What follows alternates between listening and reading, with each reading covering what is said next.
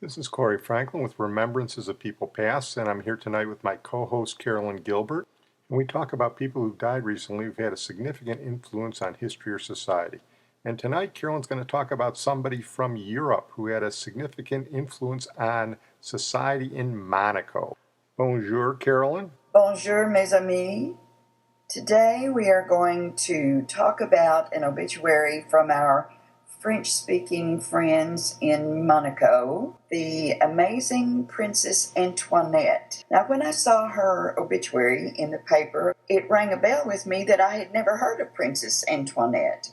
We had heard of all the others, the Princess Grace, the Grimaldis, their kids, Rainier, but not Princess Antoinette, so it made me wonder if perhaps there was a story there. She stands out among even all the colorful characters among the ranks of the Grimaldi family. She is the sister of Prince Rainier III, and she had been cast as an ambitious schemer, a potential usurper, an outcast, crazy old aunt like you kept in the basement. Eventually, at the end of her life, she was finally accepted a member of the family. As with most of these royal families and lineages, there is a great deal of rumor and gossip surrounding her life, but enough is known that can be validated to know that she led an extremely interesting life full of intrigue and family politics.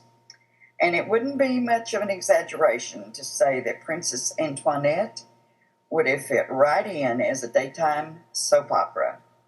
She was born Antoinette Louise Alberte Suzanne Grimaldi on December 28, 1920, to the Duke and Duchess of Valentinois. She grew up in kind of a strange position, first because she was the eldest in the family, which caused a controversy over the succession. And then when her younger brother, Prince Rainier, took the center stage as the hereditary prince during World War II, it was clear that she was not going to be in the line of succession. Here is where the story begins to take a little turn. It makes me think that perhaps Princess Antoinette may have given her nieces some of her crazy ways, her extravagant ways with men, to be sure, because during that time when she was very upset over the controversy of succession, she began a relationship with a tennis star, Alexandra Athénée Nogue, by whom she eventually had 3 children, 2 girls and a boy. After those children, who were born outside of wedlock, her life became more controversial than that.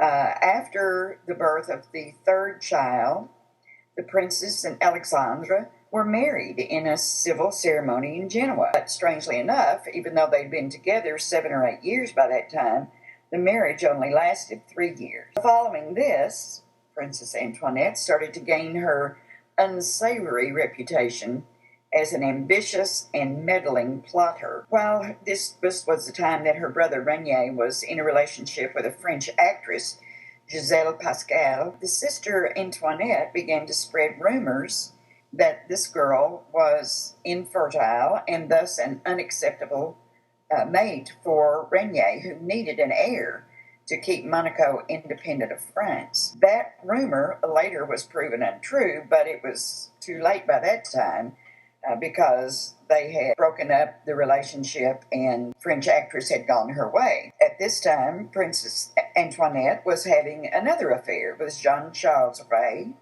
and they were accused of actually plotting something like a palace coup in which they would depose Rainier, and Princess Antoinette would then become the heiress on the throne on the grounds that she had a son and an heir who would maintain the independence of the principality. Needless to say, it was kind of a harebrained idea, and it was very unsuccessful. Princess Antoinette and Princess Grace did not get along very well, and we all know and can remember the gorgeous pictures of the wedding of Princess Grace and Prince Rainier. Before that, Antoinette was up to her old tricks. She started rumors that Princess Grace, the former Grace Kelly, had been checked out previously as to her fertility. Although Antoinette was saying that she was not able to have a child, she quickly gave Monaco an heir, thus ending any hopes for Princess Antoinette to achieve the throne. The fact that Rainier tolerated his sister at all was an act of great restraint on his part.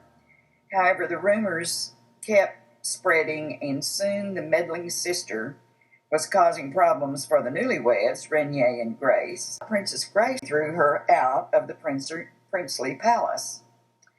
Rainier, because of all this scheming, also had the Princess Antoinette banished from Monaco, and the two branches of the family had little to do with each other for quite some time. And Antoinette's son, Christian, later wrote that Princess Grace was extremely kind to him and would always make time for him at the palace during the many ups and downs in his own private life. Antoinette kept going with her marriages, and Jean-Charles Ray and Princess Antoinette were married in 1961, but the two never had any children, and they were divorced in 1974. She was kept away from the palace in Monaco, and she went from having the reputation of an ambitious schemer to that of a colorful but beloved old aunt.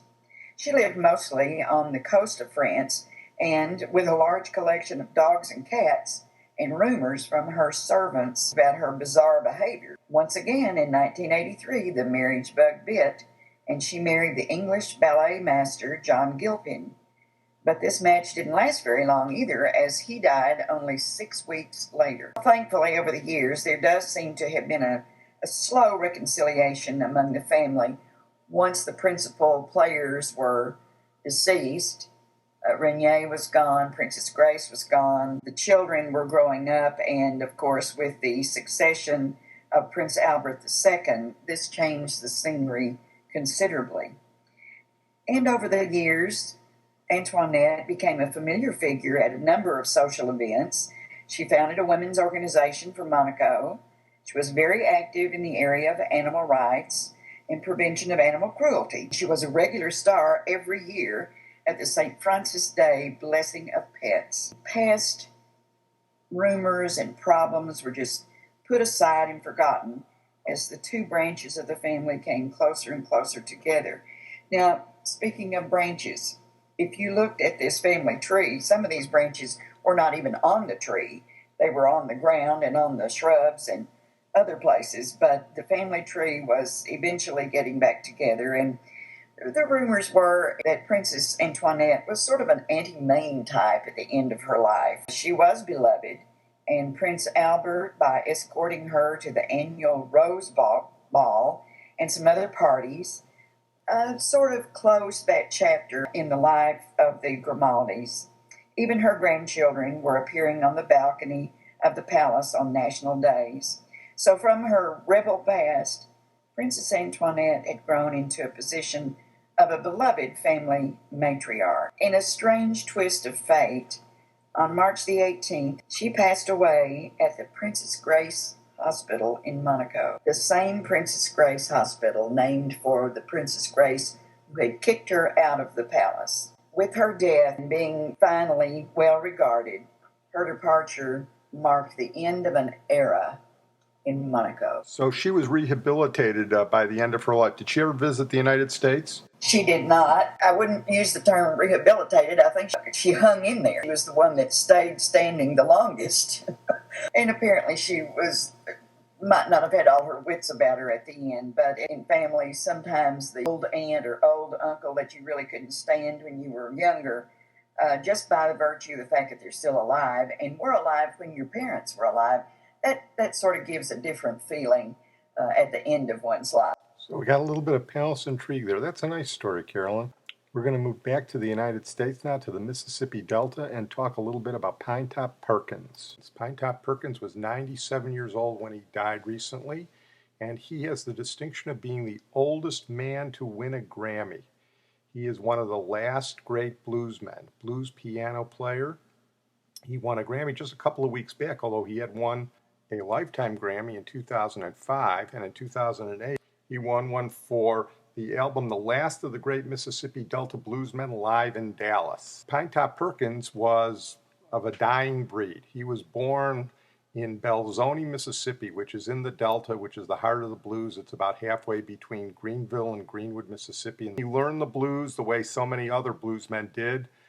They tied wire to nail boards. An instrument is called a diddley bow. And they learned the basics of the string guitar like that, and then they played blues rhythms that they picked up from the children and grandchildren of slaves. He was playing guitar for a while when he got into an altercation at a bar, and he had a severed tendon, and that took him away from guitar playing, so he turned to the piano, and he became a boogie-woogie piano player. He gradually made his way up the Delta through Arkansas. In Arkansas, he played with Sonny Boy Williamson. If you go back to our Pontiac show, you'll hear Sonny Boy Williamson playing a little bit. And then he made his way to Chicago. He was playing for Chess Records, wasn't really in the big time until he met Muddy Waters. And when he met Muddy Waters, he started playing with Muddy Waters' band, and he became a very, very well-known piano player. You can see him playing with Muddy Waters on The Last Waltz, Martin Scorsese's film about the band's last concert where they had Muddy Waters play. Ike Turner credits Pinetop Perkins for teaching him how to play blues piano. And people as diverse as Billy Joel, Elton John, and Greg Allman have all said that they picked up some of their licks from Pinetop Perkins. I'm going to play a little bit of Pinetop here with one of my favorite blues classics, Got My Mojo Workin'.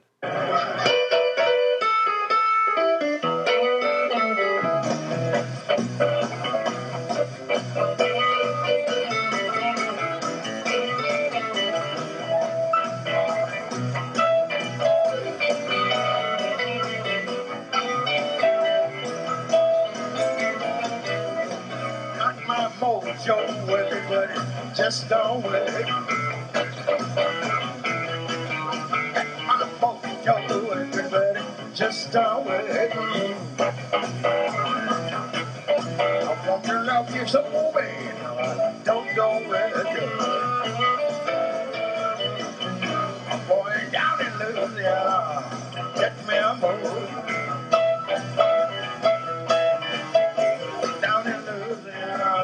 Get me a mojo. Don't show all your women energy. Got my mojo working. Got my mojo working. Got my new working. Got my mojo working. My mojo working, but it just don't work. Got his mojo working, baby. Because Chicago is the point of migration for so many of the Delta musicians, it's the epicenter of the blues, Blues Brothers and all that. You have Chess Records there. And one of the musical influences that I want to point out is how much people like Pinetop Perkins influenced the British musicians in the British invasion. Of course, you had Eric Clapton, who did blues guitar. The Rolling Stones were originally a blues band. They took their name from a Muddy Waters song. They actually recorded a lot of their first American music at Chess Studios, 2120 South Michigan. And here is an example of the British invasion being influenced by people like Pinetop Perkins. This is Manfred Mann, the band that made Doo-Wah Diddy famous, and their lead singer Paul Jones is a real blues aficionado. And here he does a pretty good version of Got My Mojo Working also. He shows you that white boys can sing the blues.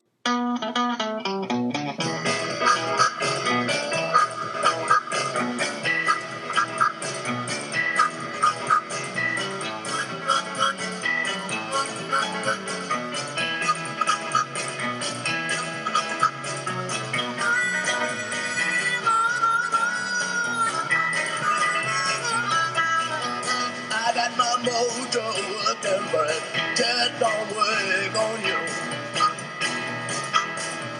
I got my mojo working, but it just don't work on you. I wanna love you so bad, don't know what to do.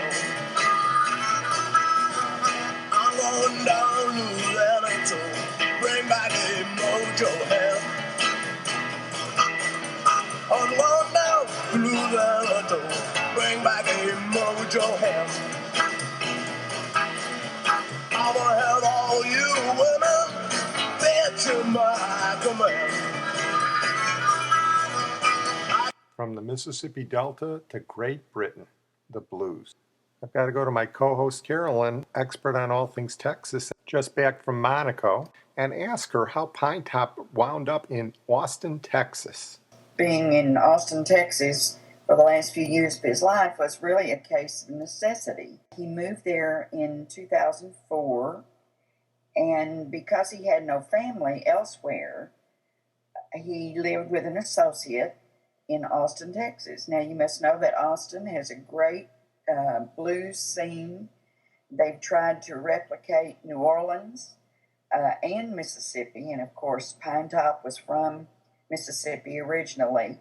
The Texas location it found him and he found it. We claim him in Texas because of course, his great talent and style. He had only 3 years of formal schooling. So after the 3rd grade, he was a worker in the fields in the Delta, and then began playing later on as he got into his teenage years. But we claim him. And even though Clarksdale, Mississippi was the site of his burial and celebration of his life, we're going to claim him forever in Texas as well.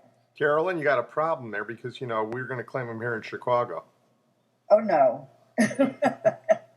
He really surpassed boundaries. I know he did. And the fact that he got fame at such a late time in his life is another miracle, I guess.